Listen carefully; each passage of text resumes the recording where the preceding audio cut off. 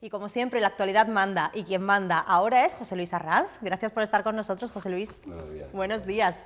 Comentaba contigo que el tema principal de nuevo vuelve a ser el COVID-19. Bueno, realmente es que si repasa las portadas, todo lo que hablan tiene relación con el coronavirus, con la COVID. Bien porque afecta a los calendarios normales, bien porque obliga a hacer cambios importantes. Hablamos de nuevo de turistas, de alojamientos, de festejos, todo condicionado por la pandemia, ¿no? Por empezar por el principio, ayer conocimos los datos del lunes, datos más positivos. Dice el diario Córdoba, los positivos bajan en la provincia por segundo día consecutivo. Ayer lunes fueron 30 y tantos, fue la segunda provincia, fueron 31 casos más. La segunda provincia andaluza con menos positivos, solo detrás de Huelva, que va a otro nivel, lo de Huelva va a otro ritmo, tuvo 22, luego el resto de provincias que siguen siendo preocupantes. Málaga volvió a presentar más de 100 casos positivos, la Costa del Sol, Marbella está dando muchísimos casos positivos y bueno, pues lamentablemente son casos que van a llegar para Córdoba.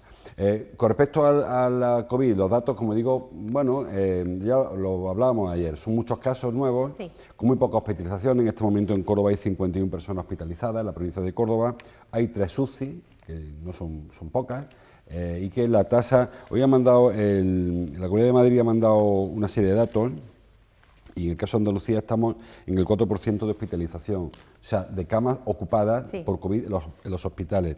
En Madrid, por ejemplo, está en el 16%, que sí que empieza a ser preocupante ya, pero Andalucía está solo en el 4%, con lo cual la presión asistencial es muy controlada, que es lo que nos preocupa en este momento. Antes del programa comentábamos, ¿por qué ahora hay cifras tan altas de contagio y sin embargo hay pocas hospitalizaciones? Lo hemos comentado estos días, pues porque se están haciendo muchas más pruebas COVID.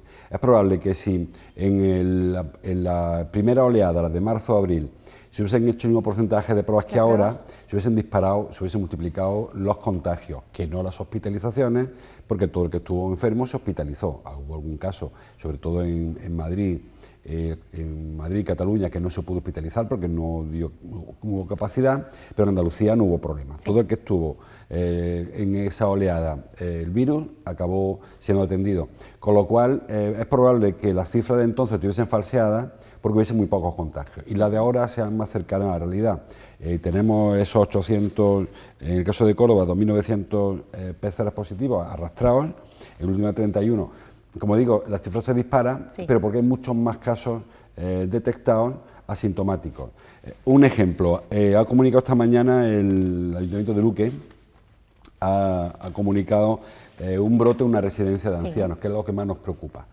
Bueno, son 24 personas las que residen en esa residencia, además de uno de los trabajadores, que por ahora no se conoce su nivel de contagio, pero de los 24 ancianos que están residiendo allí, hay 18 que dan positivo a la prueba PCR, pero solamente hay un hospitalizado, una señora, y solamente hay 2 más que tienen síntomas. Los otros 15 están en su habitación. Asintomáticos. Asintomáticos total, personas mayores, personas de edad avanzada, y sin embargo tampoco ellos están sufriendo, como ocurrió la primera oleada, que todo aquel que se detectaba ya estaba a unos niveles avanzados de síntomas, porque si no, no se le hace la prueba. Solo se hace las pruebas a personas con sintomatología. Ahora, cuando aparece un caso, como ocurrió en esta residencia, una señora que presentó síntomas, se le hizo la prueba a ella y a los 23 residentes que compartían con ella la residencia de Luque. Bueno, pues solamente hay 3 personas afectadas, 1 en hospital y 2 que están en su habitación aislada. Es decir, que no es que haya menor incidencia ahora, sino que se detectan muchos más casos sin síntomas. Nos dijeron al principio que el 80% de los pacientes de COVID no se iban a enterar, lo iban a pasar sin saberlo, y ahora estamos dándonos cuenta de que es cierto. Al principio no ocurría así, porque todo el que se detectaba tenía ya sintomatología avanzada, en unos casos incluso muy graves, o la muerte, como lamentablemente rozamos los 30.000 fallecidos oficiales por estas circunstancias. Hay un caso también significativo en Villarta, una boda que se celebró, creo que fue el fin de semana pasado. El viernes hubo una boda, el sábado el novio se sintió mal, acudió a que se hiciera el PCR y ha dado positivo. Con lo cual todos los invitados, que son más de un centenar, de toda la provincia por cierto, que estuvieron en el balneario de Aguas de Villarta, pues tienen que acudir a hacerse la prueba y es muy probable que salgan... Que den positivo. Claro, porque son actividades en las que la relación, la distancia no se guarda, por mucho que nos pongamos. Son personas que no se ven en ocasiones de meses, ¿no? Claro. Porque te reúnes después de mucho tiempo y es difícil que se hayan cubierto la medida de prevención y den positivo a partir de este contagio, repito, en Villarta. Ojalá que... Dice que estaba el aforo, que se cumple el aforo, pero el aforo era 120 personas, con lo cual son muchas personas y es probable que muchos de ellos den positivo en esa prueba. Claro, ¿qué ocurre? Que si del viernes a hoy solamente el novio ha sentido síntomas, es probable que el resto sean positivos asintomáticos. Aún así tendrá que guardar su cuarentena, sus 10 días, que es lo que se está guardando cuando ha habido un contacto con un enfermo de COVID sin tener síntomas, se hacen 10 días y si en 10 días no aparece ningún síntoma te dan el alta automática.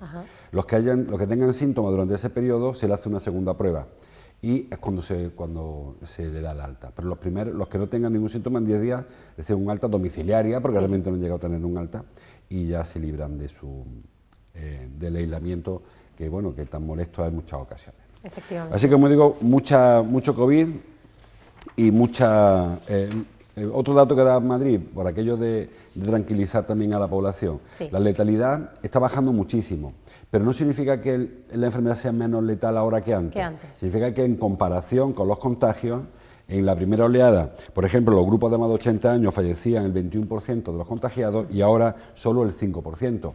¿Por qué? Pues porque hay muchos más casos de contagio detectados, pero sigue habiendo un riesgo importante.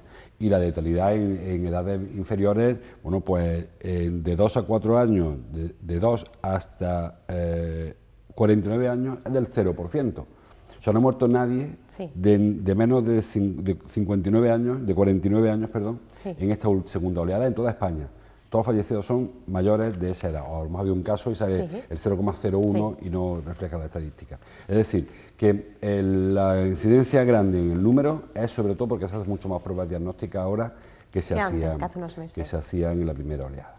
Y luego, referente al COVID, como digo, si miras el diario Córdoba, por ejemplo, habla de alojamientos rurales, ocupación histórica, a consecuencia de la COVID, claro, porque lamentablemente esa ocupación histórica, creo que son 12 puntos más de lo del julio pasado, se espera que incluso en agosto se mejore la cifra, no compensa la pérdida de camas en los hoteles que no son rurales. O sea que lo que ha hecho que la COVID es que se ha desplazado buena parte del turismo hacia entornos aparentemente más seguros. O sin apariencia, más seguros.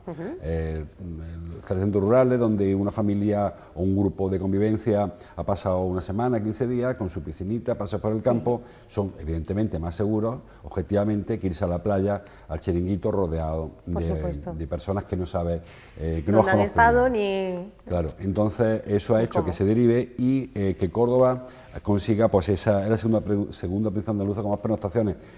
Por sacar algo positivo de la COVID, hemos descubierto el turismo rural, incluso al interior. Es probable que el próximo periodo vacacional, el de Navidad o el de Semana Santa, que es probable, lamentablemente, que se siga con todas estas medidas y con todo esto. Es probable que ya haya reservas realizadas, pero es que yo ya auguro que para el verano que viene habrá gente que diga, oye, ¿para qué irme a la playa? Con lo bien que estuve el año pasado en Hornachuelos o en Priego o en Zuero. Porque es verdad que han descubierto muchas personas el turismo rural, el de Córdoba, provincia, o el de la limítrofes, ¿no?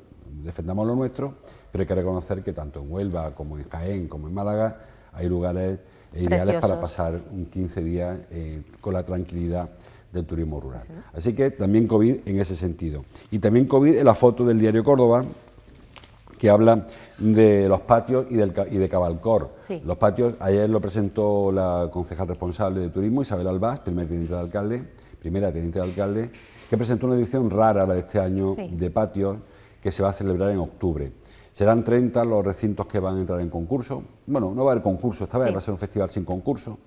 Y la intención es que el turismo nacional pues se pasee por Córdoba. ¿Por Córdoba? Yo supongo que no se van no vamos a asistir a grandes colas como los que son habituales en mayo, porque, bueno, aparte hay otra época, otra temperatura, otro tipo de patio. Aquí no habrá patio, decía ayer Isabel, no habrá patio de flores, habrá patio de aromas, patios verdes, distintos.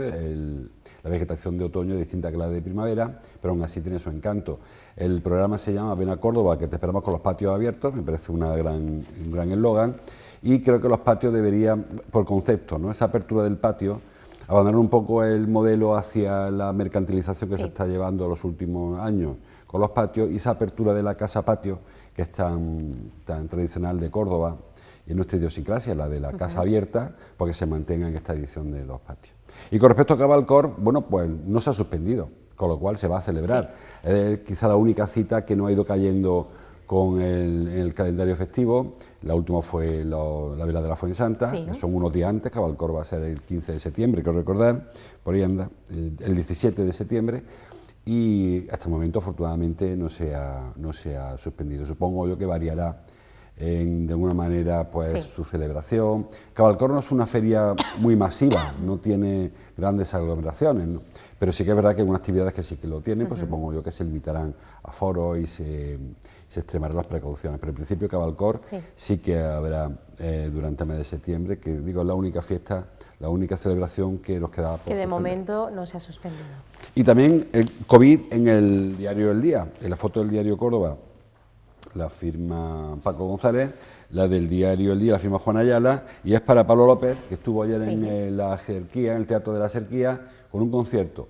¿Por qué digo que también por la COVID? Porque cambió el concierto. El concierto que estaba previsto no se hizo tal y como lo previó, sino que lo hizo mucho más íntimo, con su pianito, una cosa mucho más tranquila de lo que estaba previsto. Aún así, pues disfrutaron los seguidores de Pablo López del concierto ayer en Córdoba. Ya había estado en Córdoba alguna otra vez Pablo López, pero aún así, pues bueno, se llenó hasta donde se puede llenar el Teatro de la Jerquía con la separación en el patio de butacas, en las gradas, porque bueno, había que limitarlo por el tema de la COVID. Pero aún así, repito, también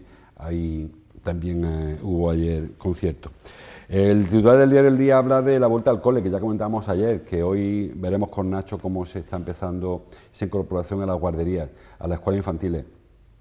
Bueno, y se inaugura oficialmente el curso, se va a hacer en la escuela de los Dolores, el del Virgen de Linares, lo hará la delegada de Inmaculada Troncoso, y bueno, pues es el pistoletazo de salida a la prueba de fuego. Decíamos ayer, habrá ensayo-error, empezamos por más pequeños, donde hay más posibilidad de que haya problemas. Decía ayer el doctor Simón que los pacientes, que los menores de 10, 15 años contagian muy mal. O sea, que es muy bien, es muy bueno para nosotros. Se contagian mal. Vamos a explicarlo, José Luis, para entenderlo. Es decir, que no tienen capacidad de contagio como el tiene un adulto, ¿no? Porque la carga viral que traslada es menor y, en fin, parece que se cuenta con ese asunto. Yo decía ayer a la ministra Cela que si los datos que se conocen hoy de la COVID se hubieran conocido en marzo o abril, no se hubiesen interrumpido las clases, porque no tienen el peligro que entonces se entendió que tenían, ¿no? Bueno, ojalá que acierten tanto los políticos como los científicos y que este inicio del curso sea tranquilo y permita que poco a poco las distintas escalas se vayan incorporando. Pero claro, si ahora se incorporan los pequeños y de aquí al domingo esto se dispara, pues no sé qué ocurriría. ¿Qué hacemos después? Con claro, con el resto la de primaria. alumnos. O sea, que esperemos que este funcione y que la primaria y la secundaria y el resto de ciclos vayan funcionando. Hoy esta prueba de fuego, sobre todo para siempre los padres, madres primerizos, que te voy a contar a ti, que empiezan a llevar a sus hijos a los coles, pues es un doble reto en este caso, llevar al crío, soltarlo ahí y soltarlo en un sitio que no sabes hasta qué punto te lo van a devolver. Con su mascarilla o con la de otro, o con qué traerá. O con qué mochila, ¿no? Si no se equivoca tampoco. Bueno, más cosas. En Cordópolis nos hablan del mosquito del Nilo. ¿Por qué? Sabes que ya hace algún tiempo que SADECO anunció que iban a fumigar a una zona de Córdoba en prevención de que apareciera este mosquito que está trasladando el virus del Nilo Occidental, que es como se llama esta enfermedad.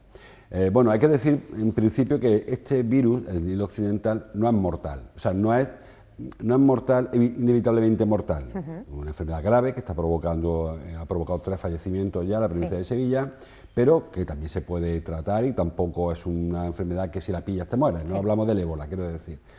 Bueno, pues SADECO empezó con sus estudios, pidió permiso para fumigar. La Junta dijo que en principio la fumigación hay que controlarla, porque una fumigación no solamente elimina a ese insecto, sino a otros insectos que tiene la zona, con lo cual no se puede ir insectizando toda la ciudad, desinsectizando la ciudad entera, hay que hacerlo con control.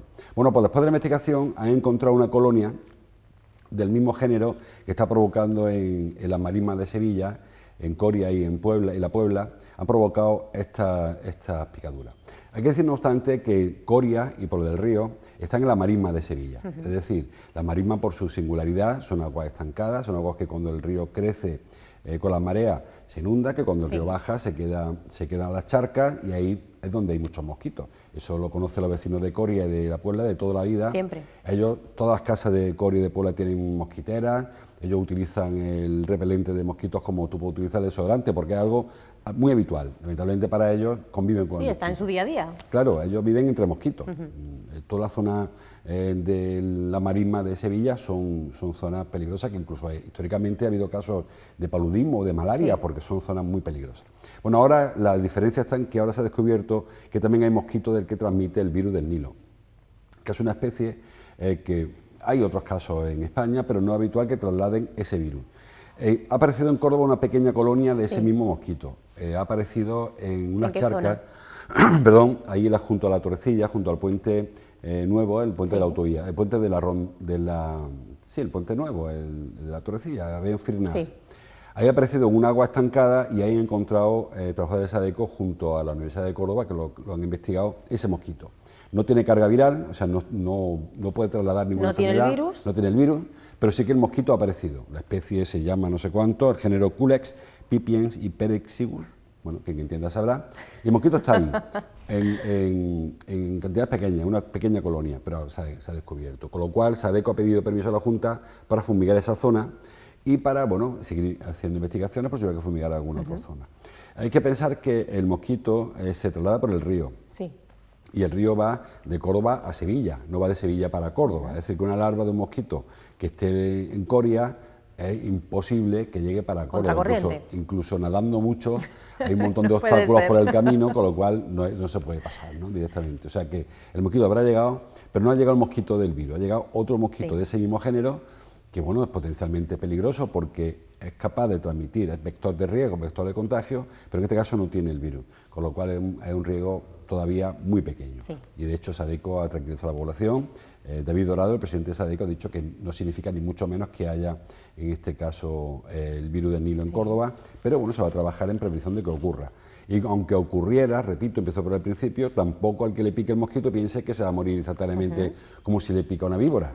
Es otra cosa distinta, es un virus que puede o no crear problemas y que ha habido lamentablemente que lamentar 3 casos de fallecimiento en Sevilla, gente muy mayor, por cierto, los 3 casos, personas de más de 70 años, con defensas más bajas y que habían tardado más en detectar la llegada del virus porque están muy acostumbrados a que les pique los mosquitos, lamentablemente en esa zona, y los ronchones y tal, porque en esa zona es mucho más habitual. Así que precaución sí, alerta no, a pesar de que tengamos ya algún mosquito de los que son capaces de traer la cantimplora con el virus desde el Nilo. No se vuelve nadie momia, lo que tiene otro tipo de...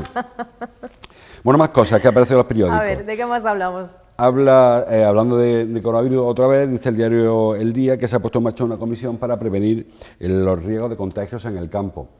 ¿Por qué? Pues porque buena parte de los contagios que se produjeron en Almería, sobre todo la parte del poniente, fue consecuencia de los temporeros. Si recuerda, a principios del verano hubo unos brotes con muchísimas personas afectadas entre Huesca y Lérida o Lleida, de temporeros que estaban en la fruta, una época en la que se cogía la fruta en esa zona, y eso provocó que por las condiciones que lamentablemente sufren estas personas, de hacinamiento, no tienen donde dormir, comen todos juntos, se mueven en transporte colectivo, hablo de camiones, en la cuba del camión, eso hizo que se dispararan los contagios. Se teme que ahora ocurra igual con otro tipo de campañas agrícolas, y en prevención de que eso ocurra, pues sobre todo porque muy pronto vendrá la aceituna, empezará en octubre la aceituna, muy pronto, estamos ya en septiembre, y porque ya se ha habido trabajo en el campo para preparar las cosechas. Y sí que habrá muchos trabajadores, muchos temporeros. Y para prevenir que eso ocurra, pues se están poniendo en marcha unas comisiones que intentan, pues eso, que se respeten en lo posible las medidas de seguridad que se intentan imponer en todos los demás campos, que son especialmente complicadas cuando hablamos de tareas agrícolas, por lo que te digo, porque son personas que trabajan en condiciones complicadas, tanto para dormir como para comer, como para trasladarse, y luego en la faena también, La propia faena del campo se trabaja hombro con hombro. Así que se intenta poner el parche, en este caso, antes de que aparezca el grano, y si no aparece el grano, pues mucho mejor. Pero, como siempre decimos, más vale prevenir, en este caso se ve venir el problema. No se vio venir en Huesca y en Lleida, porque ahí, como digo, ahí están lindando, los campos son los mismos, y muchos temporeros que viven habitualmente en Lleida se fueron a Huesca y fueron trasladando fueron el foco por el que surgió en Aragón, Cataluña. Y en el caso de Almería, pues son los temporeros que trabajan en los invernaderos, donde hubo el principal brote inicial, luego se trasladó y la provincia de Almería, que era una provincia tranquila a nivel de Huelva, se ha disparado y está por encima de cualquier, excepto Málaga, que van por libre, está ya a nivel de Granada o Sevilla en número de contagios, ¿no? Está Málaga muy disparada, 9.000 y pico contagios tiene, creo que hay en Málaga ya, 9.000... No, 7.000, bueno, es que tengo los que no son solo PCR, son 7.400 de PCR, y Almería está en 4.600, ya está por encima de Sevilla, o sea que es una cifra importante. Sí, que estamos hablando de cifras exactamente que son todo viene a importantes. partir, y se inició con el tema parece que todo viene a partir de los trabajos agrícolas, ¿no? Para ello se está poniendo en marcha esta comisión de la Junta de Andalucía, que quiere prevenir la presencia, o sea, el contagio masivo, el contagio comunitario del virus, que es lo que hace que se disperse muchísimo, porque son personas que habitualmente igual van a hacer una labor a Luque, que hemos hablado antes de Luque, pero no vienen solo de Luque, sino que unos están durmiendo en Mencía, otros en Nueva Cartella, otros en Baena, van a hacer su faena y luego vuelven a sus lugares. Y claro, eso hace que el virus se dispare en la propagación, ¿no? Así que se está intentando evitar que antes de que ocurra haya alguna forma de pararlo. Más cosas. Hablan todos los periódicos del fútbol. Luego hablarán Raúl y Nacho, que saben mucho más que yo de esto, pero una pincelada solo. Ayer a mediodía conocimos que la Federación hacía pública los equipos, los 102 equipos que se han inscrito en Segunda División B. Vimos que estaba el Córdoba, lo cual nos sirvió de alivio, pero vimos un asterisco que a mí me preocupó mucho. ¿Por qué? Pues porque como todos los equipos, si viste la relación, pues ponía, no sé, Cultural Leonesa SAD, la Unión Esportiva Lleida, tal. En Córdoba ponía Córdoba, sin apellido. Con lo cual sabemos que hay dos litigiantes, valga la expresión, que son el Córdoba Club de Fútbol SAD y el Córdoba UFC, Unión Futbolística Cordobesa, que sería el apellido del Córdoba. Aquí han puesto Córdoba y en lugar de apellido han puesto un asterisco y ponía pendiente de resolución. Claro, no explicaba resolución de quién. Claro. Porque no es lo mismo que resuelva la Federación que resuelva un juez. Porque si resuelve la Federación, decimos, bueno, ¿y por qué no lo ha resuelto ya? Tienen tiempo más que de sobra. De hecho, hubo una prórroga en el plazo de resolución para resolver, que se ve que no ha dado tiempo. Si lo que resuelve el juez sí que es un poco más complicado, porque ahí ya hay más riesgo. Si es la Federación, yo creo que la Federación al final va a tener que tragarse la inscripción del Córdoba, aunque no quiere. Sabemos que la Federación no quiere que el Córdoba se inscriba como unión futbolística, porque eso crea un precedente peligroso para clubes con problemas económicos, que es si yo tengo un problema económico, hago como el Córdoba, vendo la parte buena del club y la parte negativa la dejo ahí en un rincón hasta que se nos olvide las deudas. Y eso no quiere la Federación, porque eso, lógicamente, eso tiene alguna complicación en cuanto a los permisos, a los derechos de competición. Pero parece que el juez sí que está por esa labor, ¿no? Eso hemos quedado un poco al personal, lo del pendiente de resolución, porque, repito, no se especifica quién resuelve, si es la Federación la que resuelve o si es el juez. Todo el mundo ha entendido que es la Federación. Tú lees las crónicas de los compañeros, de Fernando López en ABC, de Cisco en El Día, cada cual, todo el mundo entiende, de Rafa Ábalos en Cordópolis, que es la Federación la que va a resolver, y pronto, el jueves, el viernes, se espera que haya una resolución. Todo el mundo espera que sea favorable, ¿no? Porque si hubiera de ser desfavorable, lo más normal es que se hubiese anunciado ya. ¿Para qué va a esperar 4 días más para alargar la agonía? De hecho, ya hoy que no se puede y se acabó. Pero si la resolución que se espera es algún tipo de acto judicial, sí que va a ser más lento. El juez encargado del caso, Caballero, creo que vuelve el día 7 de septiembre de sus vacaciones, o sea que volverá el lunes que viene. Sí, el lunes. Y mitad del puente de la Fuensanta, por cierto. Y tendrá ahora que leerse el sumario. Mal día para volver a trabajar. Bueno, vendrá a medio gas. Tendrá que leerse el sumario complejo, el que se va a encontrar sobre la mesa, tendrá que ver antecedentes, tendrá que conocer el auto que en su día dictó el juez Fuentes, creo que era el primer juez, y decidir si sigue adelante o si rectifica en la línea que comenzó ya el juez. Recordemos que todo el problema viene porque se ha aplicado una doctrina del juzgado del mercantil, de derecho mercantil, en un caso de derecho deportivo. En un plano de derecho deportivo. Claro, y se ha utilizado, se ha vinculado una sociedad anónima deportiva a una sociedad anónima normal, sin deportiva, ¿no? Y eso es lo que está provocando esta disparidad en cuanto a las interpretaciones, que hay quien entiende que un club no es una sociedad anónima, pero hay quien dice que no es que lo entienda, es que lo ponéis sociedad anónima en el nombre del Córdoba, ¿no? Con lo cual, ahí donde está el problema, hasta qué punto se puede tratar a un club como si fuera una empresa, que es lo que ha hecho, que es lo que intentó hacer en su día el juez Fuentes, y lo que parece que tendrá que ratificar ahora el juez Caballero. ¿No? Fernando Caballero, que es quien se hace cargo del caso a partir del lunes. Si la resolución fuera judicial, va a ser mucho más lenta, mucho más lenta. Siempre nos queda la solución. ¿Qué implicaría? Esa lentitud, ¿qué es lo que implica realmente para el Córdoba? Claro, porque la competición empieza el día 18 de octubre, creo recordar. La Federación ha dado un margen hasta el 14 de septiembre para ratificar lo que ayer se presentó. Supongo que en previsión de que hubiera alguna alegación o que hubiera algún movimiento que habitualmente no se hace. Será un plazo legal. Con lo cual hay un margen corto, un margen de apenas una semana desde que llega el juez hasta que se haga firme lo que ayer publicó la Federación. Y quizá un poco menos incluso para que haya esa resolución si fuera de la Federación.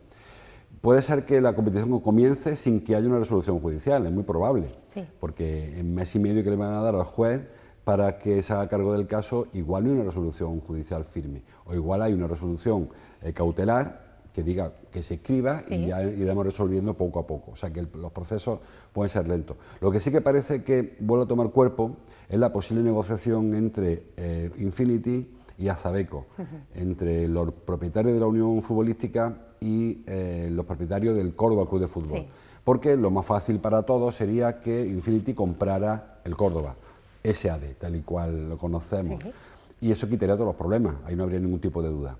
Claro, un problema de importe, de dinero. Carlos González quiere recuperar todo lo que dio a pagar en su de Jesús León, que no se lo pagó, esos 4 millones y pico, y Infinity entiende, claro, Infinity entiende que ya ha pagado suficiente por el club. Dicen que han pagado más de 7 millones de euros. González nunca pagó 7 millones de euros, no sé si pagó algo. González compró el club casi a precio de saldo, mucho más barato, por cierto, de lo que ya ha cobrado, los 4 millones y medio que sí que consiguió cobrar de León. Es decir, que González está intentando rematar la faena y llevarse... Barrer para casa. Claro, que es legítimo, ¿eh? Claro, cada uno. Y Infinity intenta proteger sus intereses también. Según que pase de aquí al jueves al viernes, es probable que la solución fuera retomar la negociación que ya hubo entre Infinity y González para resolver y quitarnos de problemas. Porque no solamente está el problema, puede haber más problemas con el tiempo, hay jugadores que tienen sus contratos firmados, todos eran con el Córdoba SAD, no con la Unión Futbolística, se han ido trasladando contratos. Habrá quien algún día pueda sacar una cláusula de un contrato que tuviera. Por ejemplo, los derechos del himno, los derechos del escudo, son de la SAD.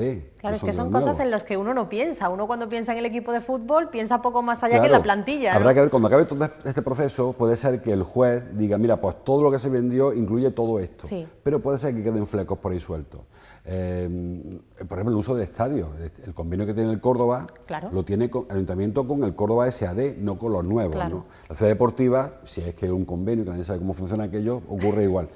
Quiero decir que los flecos se solucionarían todos si Infinity comprara el Córdoba. Ahí no habría ningún tipo de... Esa sería como la solución, ¿no? Claro, ahí te quitas todo el problema de una vez. Pero está por medio el tema del dinero, que no se ponen de acuerdo, porque González ha tirado por elevación, ha dicho, mira, yo quiero todo lo que me debe León, y Infinity ha tirado por lo bajo, no le iba a dar nada. Ahora pon de acuerdo uno que ofrece 0 y uno que pide 4 millones y medio. Claro, no sé yo si se conformarían con la media aritmética. Pero quizás esté ahí el problema, es la solución. Y es probable que a medio plazo sea la solución que acabemos viendo cuando González entienda que no quiere para nada ya ni el escudo, ni el himno, ni los derechos que pueda tener sobre un jugador, y que a Infinity ya le dé igual a esa situación darle algo más o darle menos. Pero en este momento las dos partes se entienden fuertes y la apuesta es fuerte por los dos, tanto la de cobrar 4 millones y medio, que parece desmesurado, un equipo de segunda B con la situación que tiene el Córdoba. Sobre todo eso, con la situación, esa es la clave, con la situación que tiene. Y Infinity igual, ¿no? Se siente fuerte porque cree que tiene la justicia de su parte y no quiere dar dinero. Pero pudiese ocurrir que el asterisco que le ha puesto la Federación al Córdoba fuera para Carlos González. que podía pasar. ¿Y ahora qué ocurriría? ¿Cómo puede González ponerse a jugar el día 18 de octubre sin jugadores, sin campo, sin abonados? ¿Tendría que hacer un equipo de pronto o tendría que forzar la negociación? Sí. Claro, en ese momento sería complejo, ¿no? Porque ahí sí que iría las partes a sentarse a la mesa con mucho más presión. Así que si lo quieren resolver antes sería ideal, pero el temor a que el asterisco signifique Córdoba SAD existe. Si no pondría UFC ya, no pondría SAD. O sea, que ahí está el temor. Sí, claro, que si estuviese tan claro el asunto... No habría un asterisco. Exactamente, no tendríamos ese asterisco. No me sale a mí ahora la palabra. Yo en cualquier caso creo que está la solución más cerca de Infinity que de González, muy sinceramente lo digo. Pero bueno, el temor está ahí y me consta que ayer González Calvo se llevó un sustillo cuando vio el asterisco igual que todo el mundo. Claro. Porque esperaba que pusiera el nombre del Córdoba directamente y sin embargo no. Con Córdoba Club de Fútbol, entendiendo que ese era el que representa Infinity hoy. Pero el temor está ahí y el riesgo está ahí y la posibilidad de que el Córdoba tenga un susto, pues está ahí. Entonces a ver cómo transcurre esta semana que queda, hasta que llegue el jueves, el lunes, o el miércoles, igual el lunes llega el hombre, abre la maleta y se va a dar un paseo y vuelve el miércoles, después de la Fuensanta. Es como va avanzando. A ver cómo avanzan estas negociaciones y ese asunto del que también estamos muy pendientes, porque claro, a nosotros también nos toca las cosas como son, como cordobesistas. Claro. José Luis, para terminar, ¿algo más que añadir de la actualidad? ¿Algo más que señalar? Había una cosa en ABC, que si lo encuentro te lo comento también, sí. Que es sobre, te lo diré, sobre la Fiscalía que investiga el cierre de un centro para enfermos mentales en Lucena. Sí. Yo en este caso, que está todavía... No digo su judice, está todavía en una fase muy inicial del proceso, pero sí que creo que seguimos sin aprender lo que, muchas veces cuando hablamos de este tipo de cosas, lo que ocurrió con la residencia de mayores de la primera parte de la pandemia. Sí. Hizo falta que apareciera un virus con esta capacidad destructiva y esta letalidad del coronavirus para que viéramos lo mal que teníamos el sistema de atención a nuestros mayores. Cierto. También hubo problemas en una residencia de discapacitados, hubo incluso un fallecido, creo que fue en Rute, no me haga mucho caso, pero creo que fue por esa zona, donde murió una persona con síndrome de Down también que estaba ingresada en una residencia. Pero tenemos un sistema de protección de las personas más vulnerables que nos cojea, que nos salta las costuras cada vez que lo forzamos un poquito, ¿no? Y no aprendemos, y ahora que estamos en la etapa en la que la alcaldesa de Luque, Felisa Cañete, ha pedido que se medicalice la residencia esta que hemos comentado antes de las 24 personas con 18 positivos. Y le han dicho que en principio, pues no sé si hay medios, no hay recursos o no quieren dar ese paso. Pero creo que la solución sería semi-medicalizar al menos la residencia, vincularlas a un centro de salud ambulatorio, que haya una relación directa del médico con los residentes. Hoy cuando un residente enferma, tiene que ir él al centro de salud, aunque tenga problemas de movilidad o aunque no tenga quien le acompañe. No está esa relación bien trazada. Bueno, pues ahora que nos encontramos en Lucena, con un centro de enfermos mentales que tiene alguna duda, no voy a abundar mucho más, esperemos que esto avance para ver si tiene razón uno u otro. Pero vamos a intentar, creo que presumimos mucho de estado de bienestar, de país rico, de protección a las personas con más problemas, y en cuanto pensamos un poquito la situación, nos aparecen en las residencias de mayores, en los centros de discapacitados, en cualquier sitio, nos aparece, no hay la fiscalización suficiente o no hay los recursos suficientes. Se están haciendo contratos de externalización que no se vigilan convenientemente. No todo el mundo cobra lo que debiera, porque al externalizar el servicio, la privatización genera que haya subcontrataciones que no siempre son las óptimas. Y creo que estas cosas hay que vigilarlas. Estamos todavía en mitad de una pandemia, creo que no es cuestión ahora de ponerse a revisar todo, pero bueno, a ver si aprendemos algo de esta crisis y que con la salud no hay que jugar, y con la salud... Básicamente. Hay muchas cosas que se puede uno tontear, para hablar mal y pronto, con el deporte, con tal, pero con la salud, que al final todos acabaremos en un hospital, una residencia, lamentablemente, ley de vida, ¿no? Bueno, pues aunque sea por nuestro propio egoísmo, de cuando nos toque, vamos a vigilar este sistema, por supuesto, porque creo que nos está haciendo agua y que a poquito que se escarba, aparecen problemas en las residencias de mayores, en las de mentales, discapacitados, en centros de protección de los más pequeños, en los pisos tutelados de las mujeres, los inmigrantes, nos aparecen muchos problemas que pensamos que están resueltos y cuando llega la llamada de atención muchas veces demasiado tarde. Con eso nos quedamos, José Luis. Muchas gracias por traer como cada día la actualidad. Mañana seguimos. Mañana más y mejor, a partir de las 12 de la mañana aquí, que estaremos contigo y que serás tú el encargado de contarnos toda esa actualidad. Gracias, José Luis. Hasta mañana, Amparo. Raúl.